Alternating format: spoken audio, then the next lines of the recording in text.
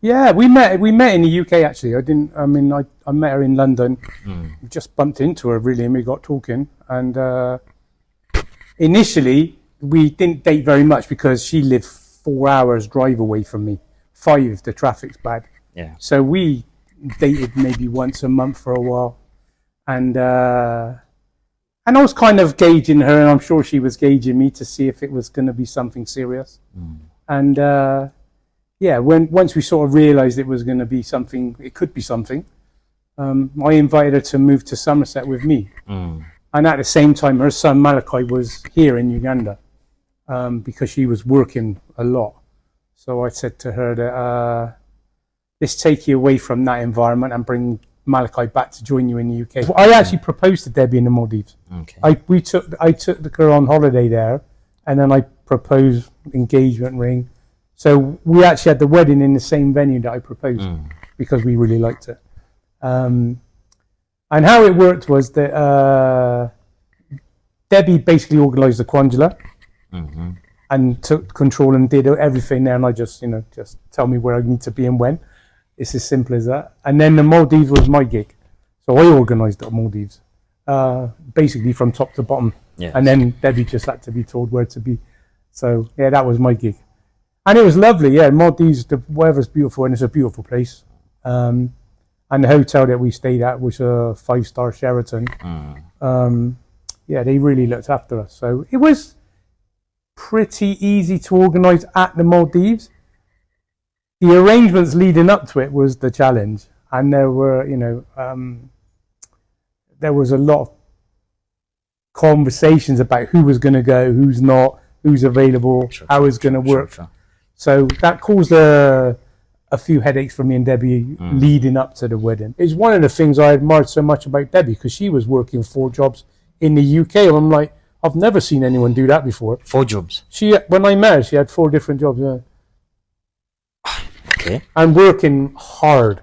And I'm like, really, you're gonna burn out. There's a downside to doing this, because if you work too hard too long, eventually you get burnout. And I was very keen that she didn't have to suffer that problem anymore. Yeah. But she still works hard. She's very work motivated, and she's got a very strong work ethic. Yeah, she is. And she wants to do things for herself.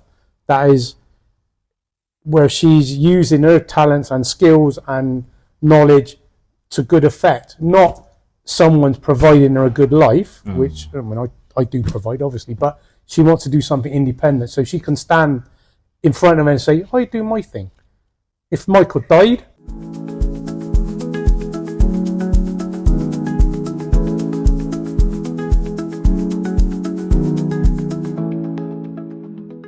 a good evening, wherever you're watching us from. A very good morning, good afternoon from where you're watching us from. This is StarTalk Africa. My name is Spy Hunter Official. And today on the show, I bring you one of the most influential people we're having in the country here. He's an influencer. He's a business person. He's an investor. Mr. Mike Cleves. How are you doing? Nice to see you. A very good evening. Thank you. You're looking very good. Oh, thank you. I'm just having a relaxing day today. Yes. Not too much work. How are you doing? Oh, good. Yes. Could you say hi to the viewers? Hi, everyone. It's Michael here. Yes. Nice to see you all, and I hope you're going to enjoy this interview. Okay. So who is Mike? What does Mike do? Oh, Mike is actually retired. Oh, okay. So I was very fortunate to make money in my business in the UK. Okay. And obviously I moved to Uganda for love. Yes. For Debbie. So strictly speaking, I'm retired, although we have some business interests. Yes. In particular, the poultry farm is in construction at the moment. So whilst I'm enjoying a little bit of a quiet period, apart from filming Kampala Creme when I'm needed, it's only going to be a few months and the farm's going to be operational, and then I'll be having to take a lot closer interest. Okay. Yeah. You've talked about Debbie. Is she the reason why you came to Uganda? Yeah, we met in the UK actually. I met her in London. We just bumped into her really, and we got talking. And initially we didn't date very much because she lived 4 hours drive away from me. 5 if the traffic's bad. Yeah. So we dated maybe once a month for a while, and And I was kind of gauging her, and I'm sure she was gauging me to see if it was going to be something serious. And once we sort of realised it was going to be something, it could be something, I invited her to move to Somerset with me. And at the same time, her son Malachi was here in Uganda because she was working a lot. So I said to her that let's take you away from that environment and bring Malachi back to join you in the UK. So we brought the family together, which was nice. Yeah. So Debbie then lived with me in Somerset in England for 6 to 9 months, something like that. We were living together in my place. And she'd always had a plan of coming back to Uganda. And she'd always wanted to relocate back to Uganda, but was trying to find the right way to do it. And I was in a position where I didn't have to be in the UK. I mean, the work I was doing, I was able to do remotely. It wasn't a problem. And my kids are grown up. My parents had both passed away. So I was free to go and live anywhere. So we discussed it a little bit. And obviously Debbie had Bougie over here. And I said, well, if we go, let's go and check out Uganda, see if I could, not you, because she knew. Did you have passion for Uganda? Well, when I came, I really enjoyed it. I mean, I came twice with her. I think the first time was 3-4 weeks, or almost 4 weeks. The second time a little bit longer, and just got to have a feel for it. But the key thing was, I said to Debbie that I can't be retired in Uganda with not knowing anyone, no friends here, no family here, apart from obviously the the in-law family. So it was kind of like, I need something to do. So then we just started talking about the poultry business again, and we were very lucky to be able to just start from a clean sheet of paper and build something from scratch, which is close to being finished now. So how is business here? Business here is easy enough to work with. It's a pretty easy environment, to be honest. Although I got to say that the farm's not actually trading yet. I'm spending money building the construction, but it's not actually trading. But I don't think, from being involved in the shop and so on, business is pretty easy in Uganda, to be honest. Than UK? There's less regulation to worry about as an employer. But everything else is very similar. I mean, a lot of the things that go on in Uganda is very, very similar to the UK.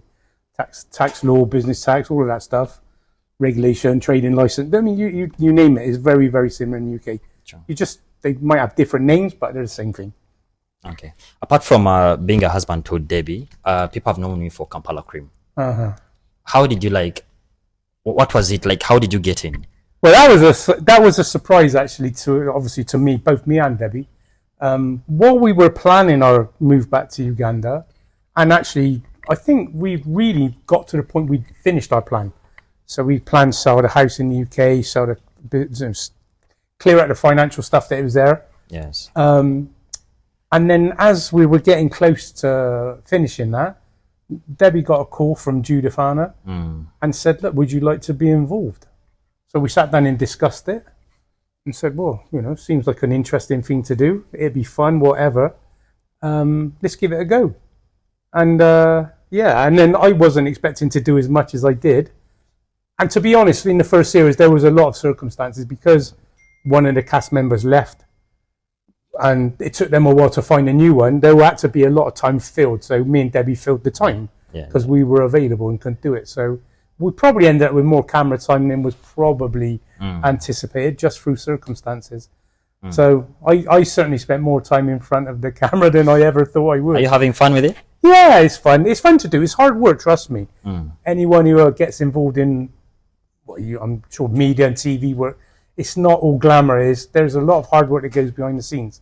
Really? So yeah, but it is fun. You have good fun doing it. Yeah, but you're doing well in it. People like you.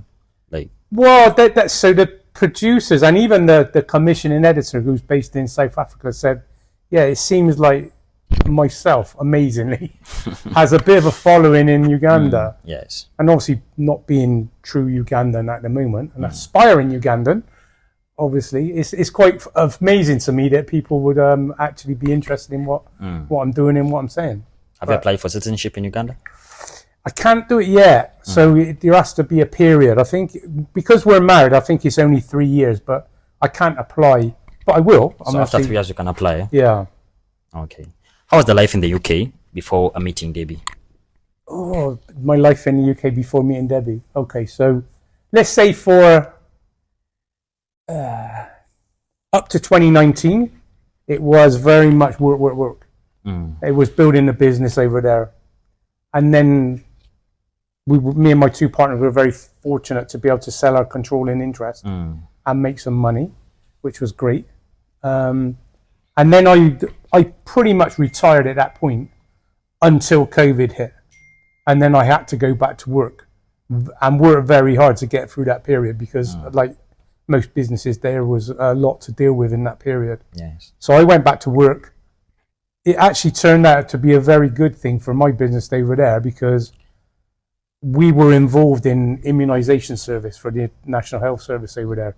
We provided a lot of the services for child immunization, MMR jabs, flu jabs, all of that stuff. Yeah. So the organization that had to deal with COVID came to us and said, please, can you help us? We have a problem. Can you do it? So we ended up sending out the communication to all of the English population. So arranging their jabs, follow-up, results, blah, blah, blah. So yeah, it was an interesting period. So our company doubled its size in a year. How did COVID treat you? I didn't catch COVID. I mean, it was very similar in the UK. We had to have isolation and so on. Not as long as Uganda, I understand. But certainly we spent 6 months or so in isolation. And before that, I used to hate working at home. I would drive to the office to not work at home. Just because I liked the people around and social interaction, you know. But then you had to learn to work at home. And now it's done me good because it really taught me how to work remotely efficiently and with discipline, because it's easy to just, what's on the TV? Let's go and watch some TV. Sure. Yeah. So after COVID period hit, I went back to retirement. Yeah. And then I had a period where I was single, I had a house to myself, and I was having some fun. I was dating a bit and traveling. I was going all over the world, really. Yes. And it was a period of time where I had no one to answer to do what I want, when I want, how I want. And then eventually, that's how I ended up meeting Debbie. So, I mean, I was in London on a social event and then just bumped into her. Are you having kids with her? Yeah, that's definitely part of the plan. God willing, everything goes well. It's not the easiest thing for us because I had a vasectomy 25 years ago, so we can't have it. 25 years? 25 years ago, yeah. My youngest child is 25. Okay. So, from the first marriage, obviously. So to have children means we have to go down the IVF route, which we're looking into. So even then, it's still not a guarantee. Like anything is, there's still an element of the good Lord shines on you if they want you to have children, But that's definitely part of the plan. Have you ever, being in the UK is known for sports mostly. Have you ever engaged in any sport? Yeah, I played a decent level of football when I was in the UK. I mean, I got a little bit of money to play. I wasn't professional or even semi-pro. We just got paid expenses to play. So I played a decent level of amateur football for 10, 12 years. Yeah, 12 years, I think, before I got injured. And then I didn't really do much sport for a while because that coincided with the business taking off, so it was all work. And then I started to play a little bit of golf, which is what I do now, which I really enjoy. So that's my hobby now. It's a little bit more gentle on the knees. Yeah. I know. But you played football, though? I played football. Yeah, I really enjoyed football. Yeah. It's quite nice because Tim, Debbie's brother's come over to Uganda, and he's looking to settle as well.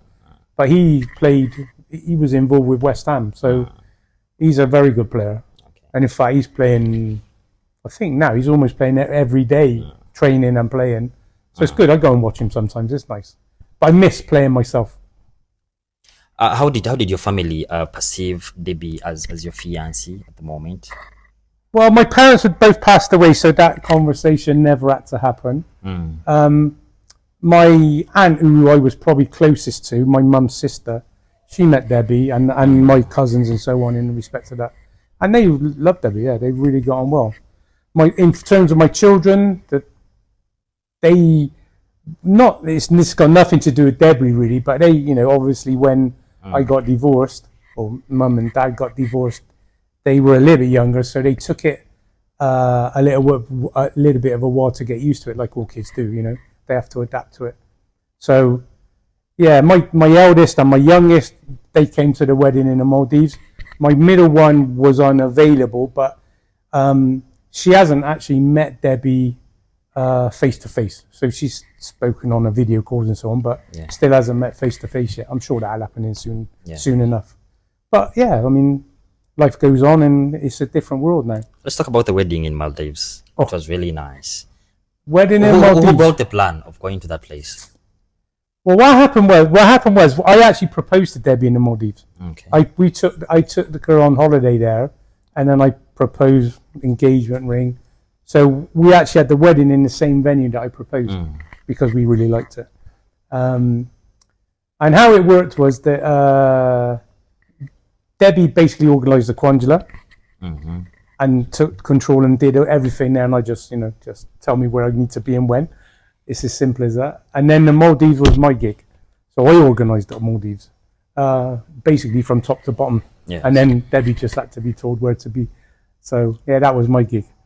And it was lovely, yeah. Maldives, the weather's beautiful and it's a beautiful place. And the hotel that we stayed at was a 5-star Sheraton. Yeah, they really looked after us. So it was pretty easy to organise at the Maldives. The arrangements leading up to it was the challenge, and there were, there was a lot of conversations about who was going to go, who's not, who's available, how it's going to work. So that caused a few headaches for me and Debbie leading up to the wedding. But yeah, it was great. I mean, it was a beautiful occasion. Yeah, and we had I think the group party was nearly 30 people in total. Yeah. So yeah, we had a nice party there. It was good. Let's talk about your businesses and your investments.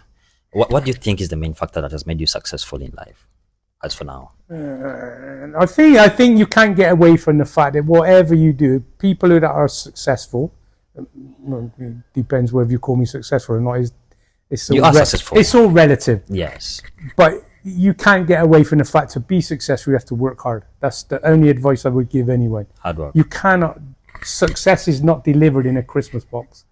The fairies do not deliver success. I know. You have to work hard for it. You have to earn it. I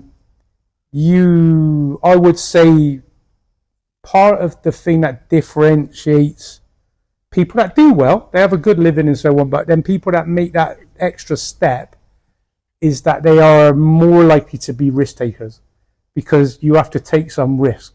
Yes. So if you go back to my experience in the UK when we started Cinetech, myself and my two partners and some others who were involved at the time were working for a company in the UK. We all worked for the same business.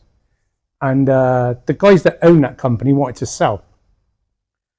And they wanted to sell and break the business in two. So we were on the one side of the company and there was another side we didn't really have much involvement with. Yeah. So job security wasn't looking too safe at the time. So we just started talking about why don't we set our own business up? And anyone who set up their own business of any scale, at least for sure, is going to tell you that it is risky.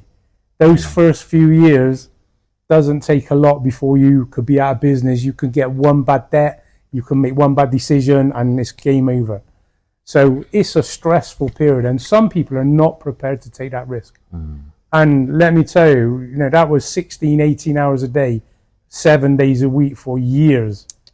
For years to make sure it got it. And sacrifice. So I think it was at least 5 years that me and the other two owners and some others who were involved at that time, we were the least paid people in the business. So our staff were paid more than us because we had to sacrifice to make the success. Sure. So we projected forward knowing that if we got it right, the rewards will come. But there was sacrifice, no holidays. We gave up well-paid jobs, very smart cars. We gave up shares in the business that we were in to walk away for a startup business with no customers, no money, no nothing. We all put our houses on the line So we risked a lot. And of course, that's not everybody's prepared to do. And I don't blame some people, because if you're really not of that nature, it's very difficult. And if it went wrong, trust me, you need a little bit of luck on the way, or you certainly don't need bad luck. That's probably more accurate. But if you do the right things, you make good decisions, you're prepared to take some calculated risk, knowing what the ups and the downs are. Okay. You generally will be successful. Now, I was very fortunate that I had two very solid partners where our mindset was aligned. We all had the same work ethic, and it was a great relationship. All had our own skills, strengths and weaknesses, so we complemented each other. And yeah, to a degree, I miss it a little bit. I miss that bit of being a part of a team and doing it. So I'm hoping I can build that in a farming environment. Yeah. But yeah, I think to be successful, I mean, to sell the company, it was 20 years after we started. So 20 years of hard work, we got our rewards. And then the way we set the deal up, we Those continued. are many years of patience. Many years of patience, yeah, and stress along the way. And sacrifice. True. Yeah. For the period of time you've been in Uganda, how do you find the country? How is it? I find it very relaxing here. Obviously, the weather's superb. If you compare it to the UK, the weather here is it's like being on holiday every day. But the atmosphere is very relaxed. It's a 7-day-a-week town, Kampala, obviously. Yeah, and if you want to go out on a Sunday night, you can, and enjoy yourself. Sure. That's really different to the UK. Nobody goes out on a Sunday night. Really? Sunday night is get ready for work Monday. Okay. So socially, is generally speaking, is Friday night, Saturday night, Sunday lunch, and then tuck up in bed, ready for Monday morning work. So it's very different here. How is the pace like compared to the UK? It's a little bit slower here. It's a bit more fast paced in the UK. There's an expectation of doing things faster. Now, of course, the infrastructure is different. The roads are faster. Public transport is easier. If you want to drive, you can get places a lot quicker. So, for example, my commute to work every day was 30 miles. Or let's say, what's that? That's 45 kilometers. 45 kilometers. Took me 30 minutes. Because I'm on an expressway, like going down the Entebbe Expressway, all the way there. Now, that's about the same distance to go to Jinja, 3 hours, if the traffic's bad. It just doesn't compare. So what you're expected to get done in the time you've got available is high, I would say is higher here in general. Now, I don't have a full knowledge of what goes on in business here, but I would suggest that the expectation in the UK is slightly higher. That doesn't mean people in Uganda don't work hard, because trust me, I see guys here and girls they're working hard. Long hours of work. Yeah, long hours. Yeah. Flexible, working. Especially, I'm going to give an example. If I was comparing the UK construction industry to the construction industry here, the guys here work much harder. Seriously hard here. Like in hard. No, physical labor, and the fact that they grind it here. They work harder, longer hours in construction here, and they just work harder. That's just, I'm not going to shy away from saying it. And low wages. I don't really know exactly what they get wages, paid. Yeah, I'm sure. Honestly. So they work hard for their money. Yeah. And I'm really viewing on what I see going on in the farm, and there's a big team of guys working there, and they work hard. They've grown up with it. Grown up with it. Yeah. Yeah, they're very fit, very strong. Yeah. They're having to deal with the sun and the rain when it comes. Yeah. They're working in all conditions, like most construction, but they work hard. I'm impressed with how they do that. Yeah. What's your favorite meal now? Your favorite food? The local foods in Uganda? Dude, I love posho and beans. Posho and beans. That's my favorite. Yeah. And I know that's. I know where like people don't like it here.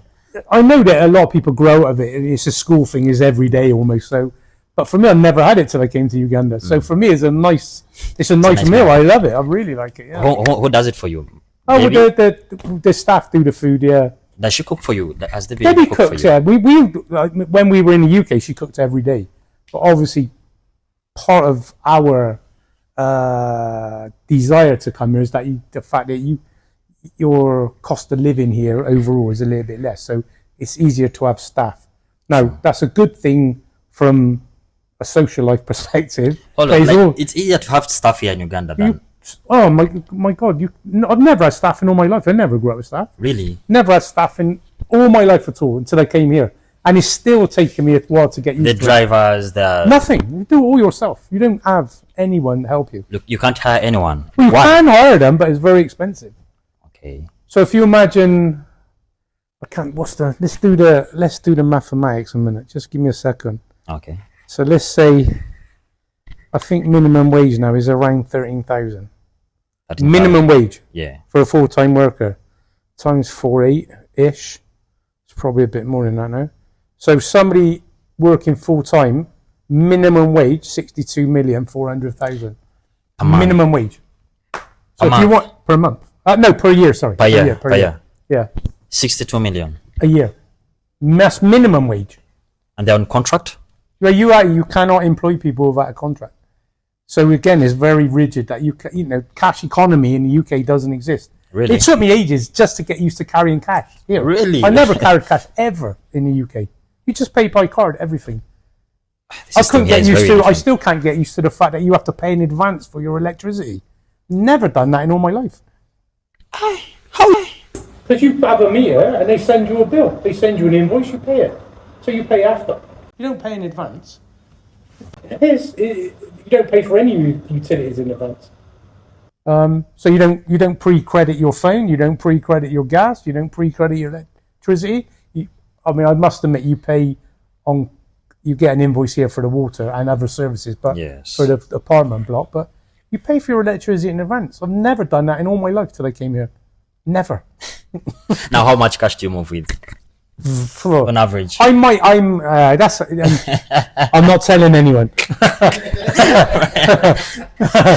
No, I honestly try to keep it to a minimum because obviously, from a security perspective, you don't want to be carrying a wad of cash around. You need enough to pay, to tip people, to move around transport and stuff like that. But I don't carry much cash. People expect tips from Muzungu. There is a I don't want to be unfair, but I've certainly been on the end of it a little bit. There's Muzungu pricing. Muzungu pricing. And tips from Muzungu as expected, yeah.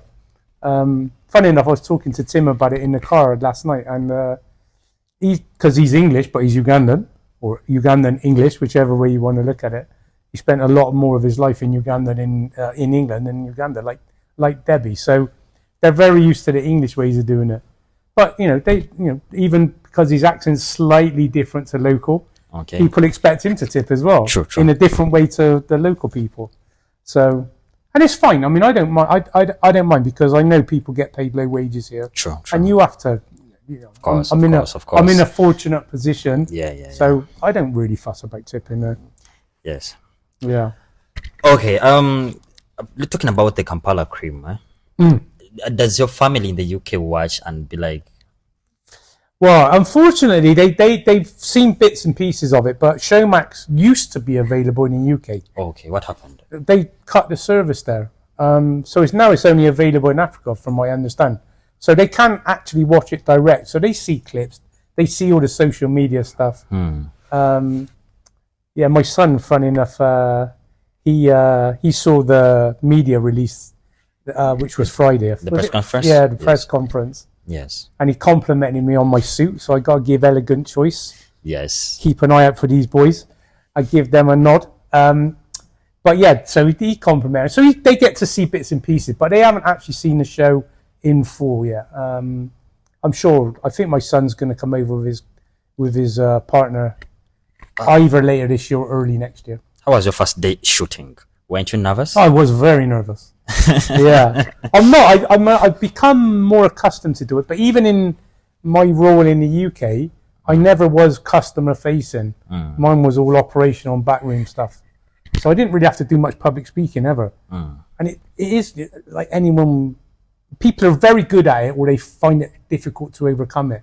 And I was one of the ones that found it difficult to begin with. So I'm not shy, but I don't like public speaking. I never have. Kampala Creme has kind of forced me to do it more and be more conscious of what I'm saying and how I'm presenting things. So you kind of learn. You can learn to do new tricks. This old dog can learn some new tricks. Are you on the internet? Are you having social handles? I used to be. Now, one of the things that Debbie was very keen on is that I was unreachable. So I don't do social media. Why? I mean, Debbie does it all for us. Yeah. So I don't have any. I don't have any Facebook or Instagram presence at all. Don't even have an account. So it's quite interesting. If someone sends me a Facebook link, I can't easily access it. Do you want to set an account up? No, it's fine. So I've always been a sort of low profile. So Kampala Creme's a complete antithesis of what I was before. So being in a public domain and being recognised and people coming up to and saying hello, Michael, and so on, is still a little bit alien for me. I was very happy to have a quite low profile life. Now look, I'm now having interviews. What has been your most uncomfortable moment being in Kampala or Uganda? Uncomfortable moment? Or any weird moment? I don't think I've really had an uncomfortable one. I've never had a problem. I've never felt threatened in any way. Look, I think the worst moment is a boat smashed into the car. Oh. That's the worst thing that happened to us here. Where did that happen? We were going to a vigil for a funeral. It's on the road that goes to Munyenyo. And it was late at night. Me and Debbie were in the car, and this guy, I think he was drunk. He just went straight into the back of the car. Did a fair bit of damage. He didn't really get hurt, but the bike was damaged and so on. So it was a lot of aggravation to sort it out. It was completely his fault, but you know it is here. It's not always the person who's at fault has to pay the bill. So it got resolved, but yeah, well, that's about the only thing, and that really it annoyed me that I had to carry some expense for something that was completely not my fault, or not our fault. Yeah. It was a bit frustrating, but other than that, driving here is a challenge.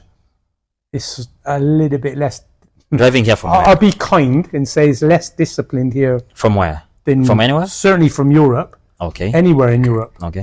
But certainly the UK. You don't get anyone undertake you ever in the UK or in Europe. That doesn't happen. The overtaking? Overtaking is all right. So you only have to take care of one side. But undertaking means you then have to look both sides, which is not something that... It's way different here. You have to if someone did that in the UK and the police saw them, they'd be in jail straight away. System is kind of different here. Yeah. Have you learned some Luganda words so far? Oh, very little. Very little. Actually, that is something I'm a little bit embarrassed about, because it's one of those things, because Debbie speaks Lugandan in the house like half and half, like maybe more English than Lugandan, but speaks Lugandan. The kids are learning Lugandan. Obviously, Malunji speaks Lugandan because she spent more time in Uganda. The staff speak Lugandan. So there's a bit of a mix, but I haven't really applied myself to learn. And I know it's something I need to do. So can't you say how are you in Luganda? No, I can't. No, it's almost non-existent, seriously. Now, of course, most people in Uganda speak English or can at least understand English if they don't speak it fluently. So it makes you lazy. British people are lazy when it comes to languages. Oh, everybody in Europe says British people are lazy for languages, and they're right. We are. We're very lazy. When we find it, sorry, it's Debbie. How is she, by the way? No, she's fine. She's in the middle of filming in Kampala Creme at the minute. Okay. So she just said pass by. We're almost finished. So they're filming at a restaurant in Kololo somewhere. So I'm sure we'll have a meal afterwards. So that's nice. Have you met her family? I've met almost all of her family. Yeah. Okay. I met because Tim and Grace were in the UK. I met them. Her mum and dad were in the UK at the time, so I met them very quickly. Isaac was here when we came over here. Isaac, her brother, we met again. And obviously we met some more of the extended family and other siblings when we were in the Maldives. So I've met, I would say most of Debbie's family. I mean, there might be the odd one or two that I haven't, but most of them. Yeah. And they've been very welcoming. Okay. Yeah. All right. As we wrap up, I wanted to give a piece of advice to any person out there, especially the youths, because there's a problem here in Uganda, and people don't know what to do in life. Okay. People don't know how to do. What set direction? Yes, the direction. Yeah. Could you give them a piece of advice, please? Well, all right. This is no advice, but I'll give you some background on my story because I did this once before for some guys who were at Ziwa's Academy. That obviously I would encourage anyone to get the maximum education they can. Okay, but it's not the be all and end all. So you don't need a really high spec education, or you don't need to go to university. It's great if you do and you can, but that doesn't stop you being successful. I didn't go to university. I left school when I was 15. Oh.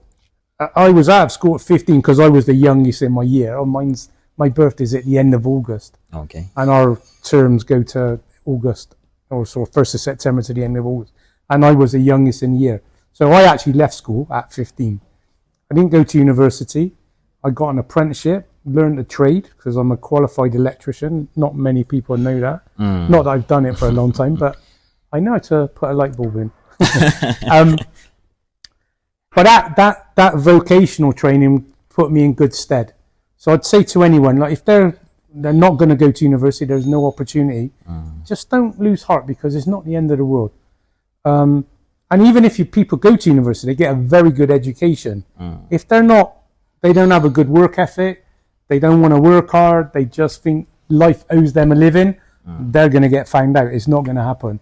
So that thing about applying yourself in so that underlying, in the UK, there's a thing called, there's a class system in the UK. So I come from a working class background. So you've got working class, middle class, upper class. Upper class is like the gentry, the people with titles and so on. Middle class is the bulk of people. And working class are the blue collar workers, factory workers, blah, blah, blah. So my mum was a cleaner. My dad was a carpenter. And then I learned a trade. Now, I was clever enough to go to university. I could have gone, but I went down the vocational route. And it was the best thing I did because I started earning at 16. As soon as I turned 16, I started to earn money. And I didn't get into student debt. I just earned money instantly. So I've been earning since I'm 16 years old. Oh, wow. So, yeah, that really gave me the work ethic to succeed. And obviously my parents worked hard as well, so I got it from both mum and dad. Yeah. So if you're talking about what direction people should choose, it's a very difficult thing for me to give that kind of direct, specific advice. And this isn't pointed at you because of the nature of what you're doing. But my experience is that the less sexy the job, the more profit is in it. So people doing media studies and working in the media is a very fun, interesting job. But you can earn a lot of money being a plumber. You can earn a lot of money being a bricklayer. You can earn a lot of money. You'll never be out of work being an electrician. And if you're very clever, you can earn lots of money because it's services that people need. Now, you can earn a good living from media, for sure, but the very boring jobs that people just think are not sexy, generally, in my experience, actually pay more. Oh, that's a new one. Sorry to tell you that. Sorry to tell you that. But yeah, I mean, everybody wants to do something that's interesting. Okay, but you have to then, that's great. It stimulates your mind. You enjoy it, but can you really earn a good living out of it to the level that you would aspire to? So that's what you have to weigh up. True. Now, I know something that's a little bit different in Uganda, like culturally, is that a lot of people in Uganda have a job, a sideline, a hustle. They're like 4 jobs. Yeah. So that's not like the UK. Most people have a job and they Some people might have a second job, but it's quite rare. Most people will earn, because of minimum wage and so on, they can earn a living from one job. So they do their job, they come home, they have a social life. Here, this is why I admire people here, because they work hard. So they do one job, then they go and do the next one, and then the next one. It's one of the things I admired so much about Debbie, because she was working 4 jobs in the UK. And I'm like, I've never seen anyone do that before. 4 jobs? When I met her, she had 4 different jobs, yeah. Okay. And working hard. And I'm like, really, you're gonna burn out. There's a downside to doing this, because if you work too hard too long, eventually you get burnout. And I was very keen that she didn't have to suffer that problem anymore. But she still works hard. She's very work motivated, and she's got a very strong work ethic. Yeah, she is. And she wants to do things for herself. That is where she's using her talents and skills and knowledge to good effect. Not someone's providing her a good life, which I do provide, obviously, but she wants to do something independent, so she can stand in front of him and say, I do my thing. If Michael died, God forbid, and everything went wrong, she could still stand up and look after her children, you know? Sure. So it's important to her that she has that work ethic and that she does something that's independent. Okay. She doesn't need to work. I mean, she could stay at home as a housewife and so on. I know. But she enjoys it, so... Yeah. Anyways, do you love music? Oh, yeah. Music, I don't spend as much time doing listening to music I did. I like the Afrobeat stuff. But if you asked me... there you go. If you ask me who's my favourite, I like Joshua Baraka. Yeah. Debbie's likes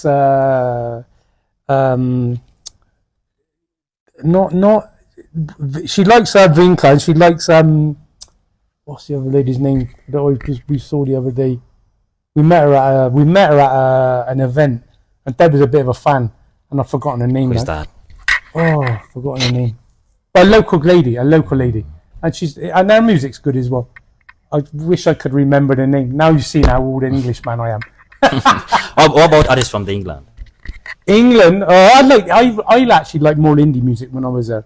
So yeah, like White Stripes and Strokes and so on. But when I was young, I grew up with ska music and reggae and so on. Reggae from Jamaica? Yeah. Well, Bristol, where I grew up, is a very multicultural city. Very multicultural. In fact, when I was playing football, I played for what was primarily a West Indian football team. So I was in the minority in that team, really. The club itself was about half and half white guys, half Indian, half West Indians. And I even played for Bristol West Indies cricket team. Really? Yeah. So, yeah, Bristol's a very multicultural city. That's partly why I feel comfortable here. Because again, actually, Kampala is very multicultural. Okay. Yeah, the proportion of people are different, but the fact that it's very welcoming to all people is nice. That's partly why I like it here. How do you compare the millennium people and the Gen Zs? Do you feel like there's a little bit of a change, positively or negatively? Every generation is different. So and it's not because the people are different, it's just what they're exposed to is different. So I'm a Gen X. Okay. So Gen X was what we used to do. Kids in our generation would never be allowed to do. So certainly I'll talk about the UK. Again, I don't have perfect knowledge yet, but we were called the streetlight generation. So you were out on the streets playing until the streetlights came on, and then they'd go home. And that's how it worked. So you were free to do whatever. Now kids in the UK, even my kids, when they were growing up, I wouldn't let them be on the street all night. I wouldn't let them be out all day not knowing where they are. Sure. My generation, there was no such thing as a mobile phone. Oh. So I used to go out over a weekend. Actually, I travelled, and I used to travel with some friends of mine. But my mum and dad would have no clue where I was for a whole weekend. They couldn't contact me. They didn't know where I was, what I was doing. Now, parents are calling their kids every 2 minutes, or kids are phoning the other way. So it's very, very different. So I'm a firm believer that people are all the same. They all want the same things, It's just what they're exposed to in the environment that they grow up in means they have to be. They are a bit different. True, true. But ultimately, people are all the same. True. Well, Mr. Mike has a very long conversation for you guys, but Yeah. for today, that will be the end of today. No problem. And thank you so much for being on the show. No, you're welcome. Anytime. Don't forget, this show is proudly sponsored by Elegance Choice at Chateau Complex A723. Go check them out. They have the very, very, very elegant suits. As you see, I'm rocking one today. I don't know what it's called, but it's really nice. And they also work on you. Yeah, they supply my clothes. Yeah, I'm very pleased with them. So a mixture of formal and casual.